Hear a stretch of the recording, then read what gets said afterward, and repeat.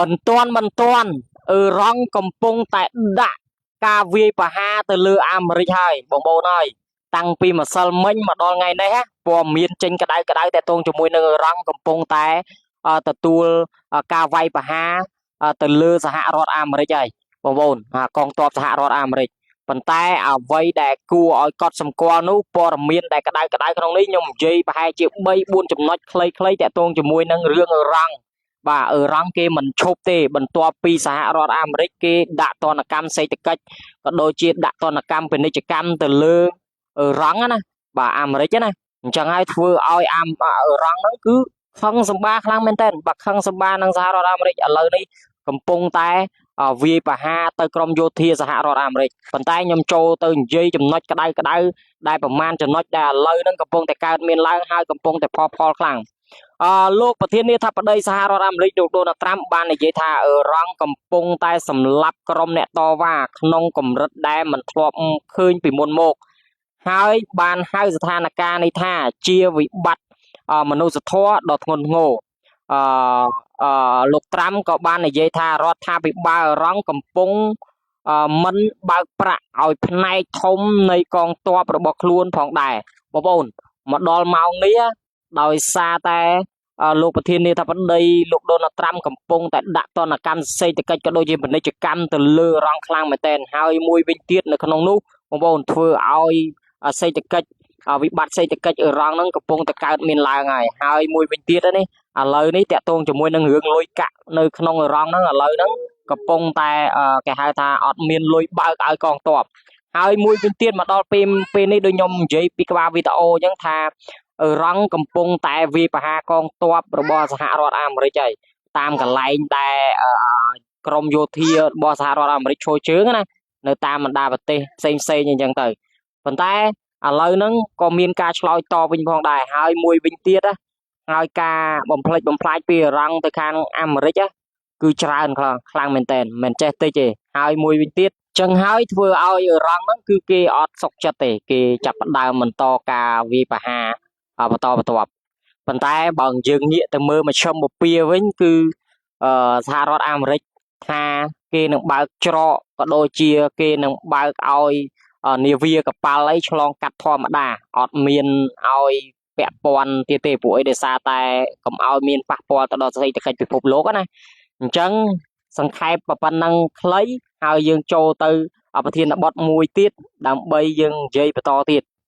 ហើយងាកទៅដល់កាណាដាហើយនិងអាមេរិកវិញបងប្អូនមកដល់ម៉ោងនេះខាងកាណាដាប្រធានាធិបតីលោកដូណាល់ត្រាំបាននិយាយទៅប្រទេសកាណាដាថាប្រទេសកាណាដាឥឡូវខឹងនឹងសហរដ្ឋអាមេរិកខ្លាំងមែនទែនឥឡូវនេះគេកំពុងតែដាក់ក៏ដូចជាគិតពន្ធទៅលើប្រទេសសហរដ្ឋអាមេរិកផ្នែកកសិកម្មបងប្អូនកសិកម្មរហូតដល់400%ទៅលើសហរដ្ឋអាមេរិកណាការនាំចេញនាំចូលអីចឹងទៅបាទអញ្ចឹងកាណាដាគេខឹងលោកត្រាំដោយសារតែរឿងដែលលោកត្រាំយកពន្ធក៏ដូចជាដាក់ពន្ធទៅលើកាណាដាណាអញ្ចឹងឥឡូវនេះគឺកាណាដាគេខឹងលើសហរដ្ឋអាមេរិកក៏ដាក់ពន្ធគិតពន្ធរហូតដល់400%ពីកសិកម្មសហរដ្ឋអាមេរិកអញ្ចឹងច្រើន400%បងប្អូនណាបាទមិនមែន10% 20%អានេះគឺ400%អញ្ចឹងគឺធ្វើឲ្យប្រទេសកាណាដាហើយនិងអាមេរិកហ្នឹងគឺមានការចម្រូងចម្រាសបន្ទាប់ពីការបដិសេធរឿងចរចារឿងពាណិជ្ជកម្មនេះអញ្ចឹងហើយគឺខាងកាណាដាលោកប្រធានាធិបតីរបស់កាណាដាក៏គាត់បាននិយាយដែរថាអាចនឹងកើតមានឡើងរយៈពេលយូររវាងសេដ្ឋកិច្ចក៏ដូចជាពាណិជ្ជកម្មរវាងអាមេរិកហើយនិងកាណាដានេះហើយថាអាចនឹងកាណាដាអាចថានឹងបញ្ចប់មុននឹងលោកដូណាល់ត្រាំនឹងចោះចេញពីតំណែងធ្វើឲ្យលោកត្រាំនឹងចោះចេញពីតំណែងតើបាននៅក្នុងឆ្នាំហ្នឹងបាទព្រោះអីដោយសារតែប្រទេសកាណាដាគេខឹងខ្លាំងតាក់ទងជាមួយនឹងលោកត្រាំគេដាក់ពន្ធទៅលើគេឥឡូវនេះគេខឹងគេដាក់ពន្ធវិញគឺ400%ទៅលើផ្នែកកសិកម្មរបស់អាមេរិកអញ្ចឹងយើងចូលទៅចំណុចមួយទៀតបន្ថែមទៀតហើយនៅក្នុងនឹងដែរប្រទេសកាណាដាគេរំពឹងថាសង្គ្រាមពាណិជ្ជកម្មនេះអាចថាវែង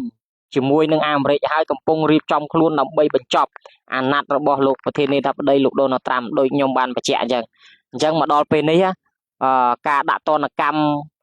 សេដ្ឋកិច្ចក៏ដូចជាការយកពន្ធពីសហរដ្ឋអាមេរិកទៅលើកាណាដាមិនមែនត្រឹមតែជាផ្នែកមួយទេគឺវាប៉ះពាល់ទៅដល់ពិភពលោកតែម្ដងបងប្អូនមិនមែនត្រឹមតែសហរដ្ឋអាមេរិកមិនមែនត្រឹមតែកាណាដាគេប៉ះពាល់ទៅដល់ប្រទេស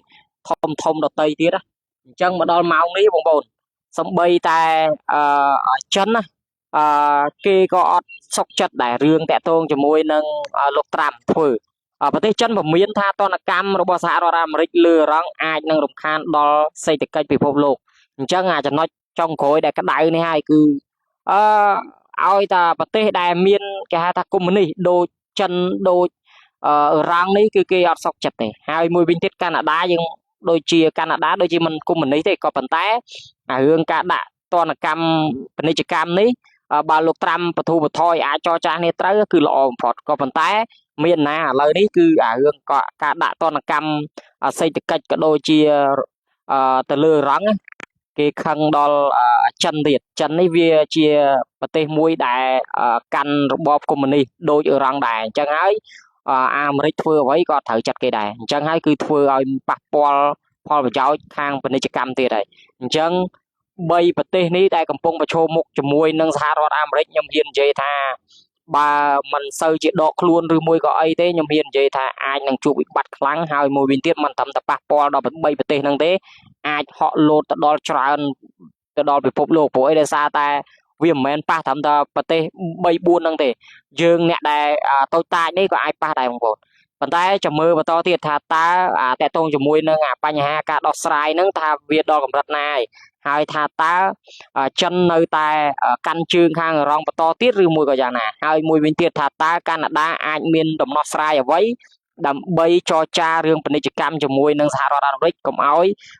យកពន្ធច្រើនហើយមួយវិញទៀតកុំឲ្យមានចំនួនផ្នែកពាណិជ្ជកម្មហ្នឹងថាតើបន្តទៀតតើរ៉ង់នឹងមានផែនការអ្វីដើម្បីទប់ទល់ជាមួយនឹងលោកប្រធានាធិបតីដូណាល់ត្រាំដើម្បីចង់ប្រែគំនិតឬមួយក៏នៅតែបន្តការគិតរបស់ខ្លួនដើម្បីផលិតអ៊ុយរ៉ាញ៉ូមនុយក្លេអ៊ែរហើយនឹងមីស៊ីលចម្ងាយឆ្ងាយរបស់គេឬមួយក៏យ៉ាងណាឬមួយក៏បញ្ឈប់ត្រឹមហ្នឹងឬមួយក៏នៅតែបន្តទៀតឬមួយក៏លើកទងសចាញ់អាមេរិកអញ្ចឹងយើងតាមដានបន្តទៀតថាតើអាមេរិកនឹងមានផែនការអ្វីទៅលើប្រទេសទាំង3ហ្នឹងបន្តទៀតដើម្បីឲ្យប្រទេសទាំង3ហ្នឹងយល់ព្រមរាល់ដែលគេដាក់ទៅឲ្យបងប្អូនអញ្ចឹងមកដល់ពេលនេះដោយខ្ញុំបានរាយការណ៍3 4 5ចំណុចដែលល្អហ្នឹងបងប្អូនយើងយកចែករំលែកទៅហើយវាជាផលលមាស់មួយដែលដល់ពិភពលោកយើងណាថាតើសង្គ្រាមពិភពលោកលើកទី3នេះអាចនឹងកើតមានឡើងឬមួយក៏យ៉ាងណាក្តៅឆេវហើយគូនេះគឺគូដែលល្អមើលណាចាំពិភពលោកណាបងប្អូនកុំភ្លេចតាមដានបន្តទៀត